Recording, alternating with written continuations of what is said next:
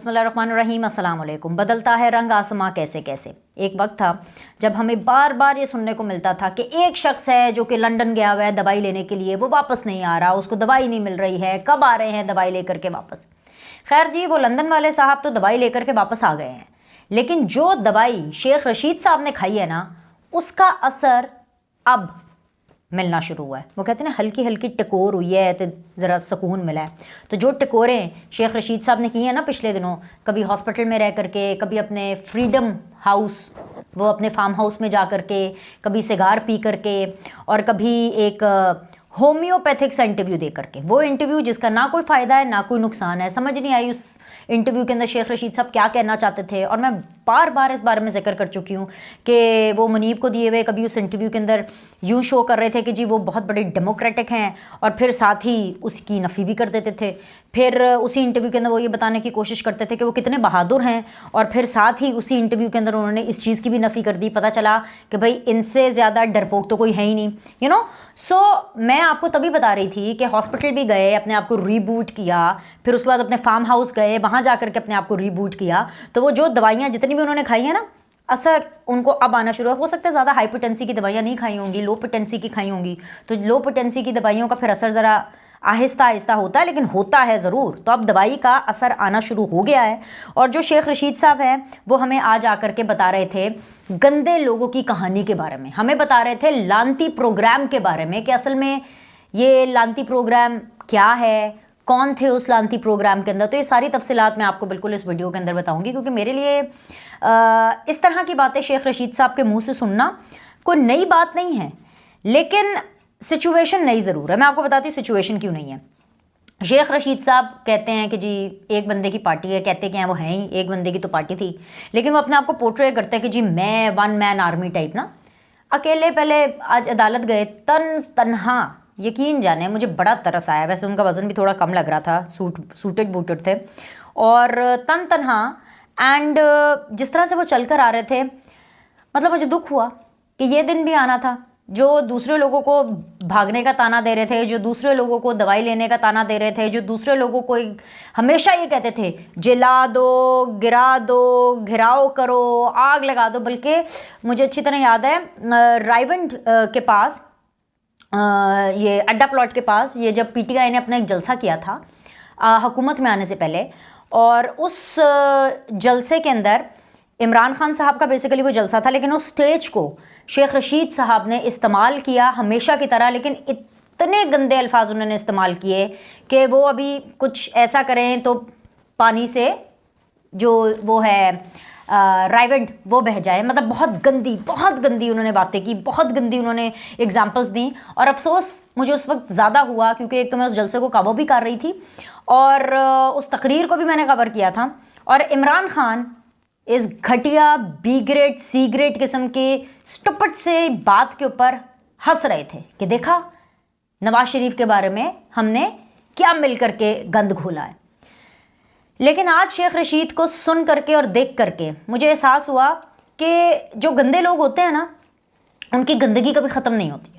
जैसे आज शेख रशीद साहब हमें बता रहे थे कि गंदे लोग कौन है। वो गंदे लोग जिन्होंने 9 मई की प्लानिंग की, वो गंदे लोग जिन्होंने हुकूमत में आकर के भी पाकिस्तान को किसी काबिल नहीं छोड़ा, वो गंदे लोग जिन्होंने फ़ौज का इस्तेमाल किया, वो गंदे लोग जिन्होंने फ़ौज को गाली दी, वो गंदे लोग जिन्होंने फ़ौज के ऊपर अपने कातिलाना हमले के इल्ज़ामात लगाए, वो गंदे लोग। मतलब ये सब बातें हमें गंदे लोगों के बारे में शेख रशीद साहब बता रहे थे कि जी ये गंदे लोग हैं जिन्होंने 9 मई का जो है वो पूरा का पूरा वाक़या किया।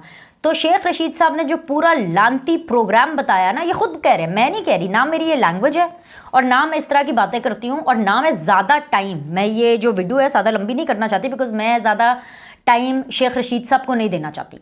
ये सिर्फ मैं बात इसलिए कर रही हूँ क्योंकि शेख रशीद नहीं बदले हैं। शेख रशीद ये वही शेख रशीद हैं जो कि जनरल बाजवा के कसीदे पढ़ते थे, जो जनरल फैज़ हमीद के कसीदे पढ़ते थे, जो जनरल ये आसिम बाजवा साहब के कसीदे पढ़ते थे। फ़ौज के इन्होंने हर दौर में कसीदे पढ़े हैं। मेरा जो कंसर्न है, और अगर मेरी आवाज़ वहाँ तक जा रही है, मेरा कंसर्न मौजूदा आर्मी चीफ से रिलेटेड है, जनरल आसिम मुनीर साहब से, और मेरा जो कंसर्न है वो हमारे मौजूदा जो नदीम अंजुम साहब हैं उनसे रिलेटेड है। और मैं आपको बताती हूँ क्यों। क्योंकि मैं इन दोनों हजरात को बहुत ज़्यादा हाई रेट करती हूँ। आई जेन्युइनली फील कि बहुत अरसे के बाद फौज के अंदर इन पोजीशंस पर, unlike general Bajwa, unlike general Faiz, unlike general Asim Bajwa, I personally feel कि जनरल आसिम मुनीर एंड ये जो नदीम अंजुम साहब हैं, ये जेन्युइनली जेंटलमैन हैं। और इसलिए मैं समझती हूँ कि जेन्युइनली जेंटलमैन है क्योंकि इन्होंने अभी तक अपनी लाइन क्रॉस नहीं की है। कर सकते हैं क्योंकि अभी मुंतखब हुकूमत नहीं है। लाइन क्रॉस करना इनके लिए बहुत ज़्यादा आसान है क्योंकि अभी निगरां हुकूमत है, अभी बहुत सी चीज़ें इनके कंट्रोल में हैं, और अगर नहीं भी होंगी इनके कंट्रोल में तो इनका कंट्रोल लेना बहुत आसान बात है। अगर आर्मी चीफ सिटिंग इलेक्टेड वज़ीर आज़म से चीज़ें कंट्रोल में ले सकते हैं तो अभी तो सिटिंग इलेक्टेड वज़ीर आज़म है ही नहीं, लेकिन फिर भी वो अपनी पावर्स को लिमिट कर रहे हैं। उनको पता है कि उनको अपनी डोमेन में किस तरह और किस हद तक रहना है, और इस चीज़ ने अभी तक, जब तक उन्होंने अपना ओहदा संभाला और अभी तक जब तक मैं ये वीडियो बना रही हूँ, आई जेन्युइनली फील कि ये दोनों जनरल बाजवा से, जनरल फैज़ से, आसिम बाजवा साहब से, जितने भी माजी में जो भी आए हैं उनसे मुख्तलिफ हैं और ये कुछ डिफरेंस क्रिएट करना चाहते हैं। तो अगर कोई अच्छा करना चाहता है, कोई डिफरेंस क्रिएट करना चाहता है, तो हमें बहैसियत पाकिस्तानी हमें उनकी मदद करनी चाहिए। सो मैं इस वजह से कंसर्न हूँ क्योंकि जब शेख रशीद जैसे शख्स और सो कॉल्ड सियासतदान, सो कॉल्ड ही ना, बिकॉज इनकी अपनी तो कोई स्ट्रगल है ही नहीं, गेट नंबर 4 की पैदावार हैं, खुद कहते रहे हैं, बार बार कहते रहे हैं, आज भी खड़े होके कहा मैं फौज के साथ था, फौज के साथ हूँ, आगे भी रहूँगा। और वो इसलिए नहीं कह रहे कि जैसे हम कहते हैं कि जी फौज हमारी है, नो, वो इसलिए कह रहे हैं क्योंकि इनका पूरा का पूरा करियर फौज के ऊपर बेस करता है, क्योंकि इनको पता है कि जूते पॉलिश करेंगे तो इनकी सियासत चमकेगी। तो आज जिस तरह से जनरल बाजवा की, जिस तरह से जनरल फैज़ की तारीफ़ें किया करते थे, आज ये उसी तरह नारे लगा रहे हैं कि जी वो गंदे लोग थे जिन्होंने 9 मई का काम किया, वो लानती लोग थे, ये लानती अमल है, ये बिल्कुल लानती अमल है जिन्होंने फ़ौज के ऊपर अटैक किया, लानत है, लानत है। यानी इमरान खान के ऊपर वो डायरेक्ट लानते भेज रहे थे, वो PTI के ऊपर डायरेक्ट लानते भेज रहे थे। और उन्होंने ये कहा कि जो आसिम मुनीर हैं वो हमारा फ़ख्र है। उन्होंने ये कहा कि जी जो नदीम अंजुम है वो हमारी आन बान शान है। यहां तक उन्होंने आसिम मुनीर साहब के बारे में बोला, हमारे आर्मी चीफ के बारे में, कि जी वो पिंडी का फ़ख्र है, वो मेरा फ़ख्र है। उनके मुंह से आर्मी चीफ की तारीफ एंड नदीम अंजुम साहब की जो तारीफ है, मुझे ज़रा मेरा दिल बैठ गया। बिकॉज यू नो, जिस तरह तनकीद करने वाले की भी एक रेपुटेशन होनी चाहिए ना, उसी तरह तारीफ़ करने वाले की भी एक रेपुटेशन होनी चाहिए। तो मैं ये समझती हूँ कि ये पैगाम शेख रशीद साहब तक ज़रूर पहुँचना चाहिए, और उन तक पहुँचे या ना पहुँचे, लेकिन ये पैगाम मेरी तरफ से बहुत मेरी मौदबाना गुजारिश होगी। जहाँ से मैं देख रही हूँ, मैं ये समझती हूँ कि जनरल आसिम मुनीर साहब को एंड नदीम अंजुम साहब को, और इस लेवल पर जितने भी हाई प्रोफाइल हमारे ऑफिसर्स हैं इदारों के, फ़ौज के, उनको ये चीज़ क्लियर करनी चाहिए कि जो ऐसे सियासतदान हैं ना, जो पलटी मारने वाले हैं, या जो ऐसे सियासतदान हैं जो पहले सपोर्ट करते थे और इमरान खान को और अब सपोर्ट नहीं कर रहे हैं क्योंकि अब उनकी बैंड बज गई है, ठीक है, अब उनको पता है कि पैकअप हो गया है और अब आखिरी मराहिल में है पैकअप, तो एटलीस्ट वो इनका नाम डायरेक्टली ना लें और इनकी तारीफ़ तो बिल्कुल ना करें, क्योंकि ये भी एक गलत तासुर देने की कोशिश कर रहे हैं शेख रशीद साहब। अभी आने वाले दिनों के अंदर वो ये तासुर देने की कोशिश करेंगे, हाँ जी मेरी तो सेटिंग हो गई, मेरी तो आर्मी चीफ साहब के साथ भी सेटिंग हो गई, मेरी तो नदीम अंजुम साहब के साथ भी सेटिंग हो गई। For God sake, Sheikh Rashid साहब की ज़रूरत नहीं है ये करने के लिए, बिकॉज जिन गंदे लोगों का और जिस लानती प्रोग्राम के बारे में वो हमें बता रहे थे आज, उन्हीं गंदे लोगों के साथ ये रहे हैं और उसी लानती प्रोग्राम का ये हिस्सा रहे हैं। अब उस चीज़ को माने ना माने, बात तो तब थी ना, दम तो तब था जब ये सब हुआ था, तो उस वक्त खड़े होके कहते कि जो हुआ है गलत हुआ है, मैं नहीं मानता, ये बिल्कुल गलत हुआ। मुझे अच्छी तरह याद है नियो टेलीविज़न के ऊपर 9 मई के वाक़यात के बाद मैंने टेलीफोन के ऊपर इनसे बात की, क्योंकि तब ये इधर उधर मूव अराउंड कर रहे थे और DSNG जो है वो इनके तरफ नहीं जा सकती थी, तो इन्होंने फ़ोन के ऊपर मुझसे मेरे प्रोग्राम के अंदर शिरकत की टेलीफोन के ज़रिए, और उसके अंदर उन्होंने बोला कि ये इन लोगों को लग रहा है कि इमरान खान को रोक लेंगे, इमरान खान नहीं रुक सकता, इमरान खान को और अरूज मिलेगा, इमरान खान ये है तो इमरान खान वो है।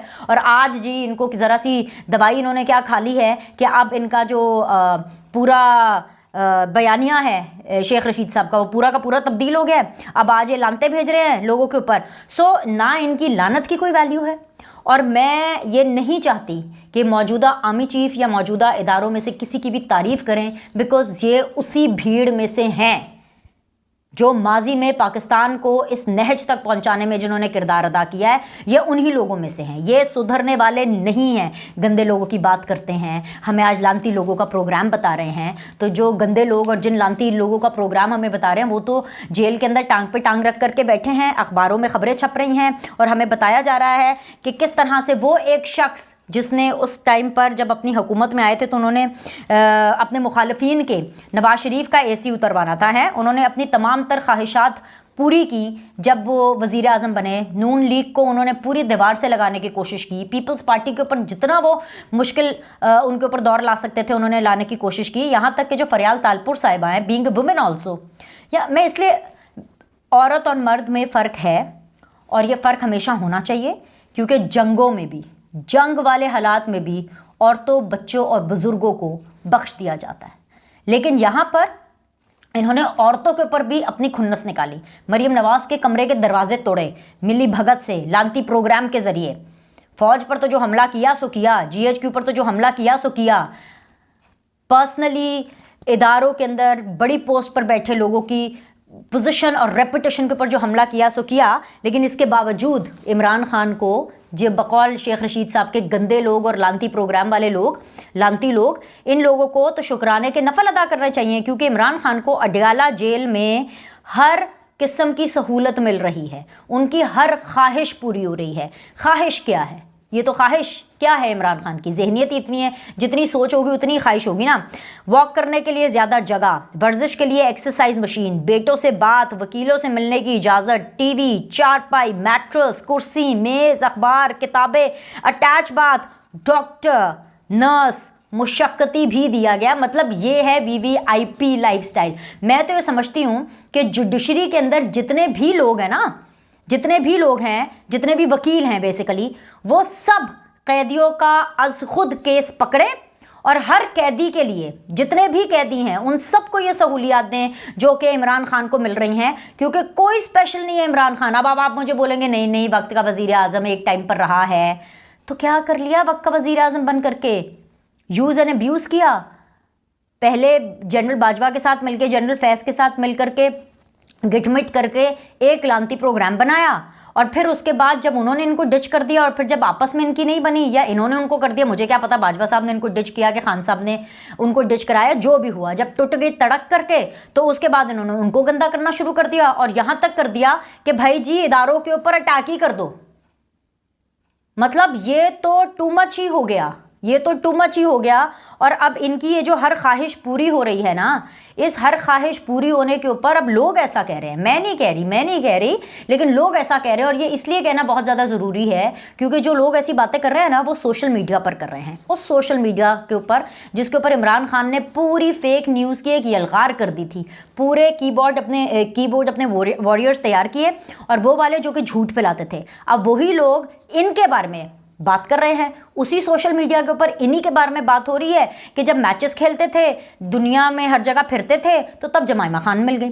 उसके बाद इंटरव्यू देने की बारी आए तो रेहाम खान मिल गई। उसके बाद अगर तावीज़ गंडे की तरफ गए, वहाँ तावीज़ लेने गए थे तो बुशरा बीबी मिल गई। और अब जी जेल के अंदर और कोई नहीं मिल रहा है, तो अब वो बेचारी नर्स हैं जिसके ऊपर इमरान खान साहब की नज़र है, और वो जो नर्स हैं बेचारी, वो भी कभी इधर उधर देखती हैं कि जी मैंने सर का क्या करना है, इनको एक्सरसाइज करते हुए देखना है कि क्या करना है मैंने।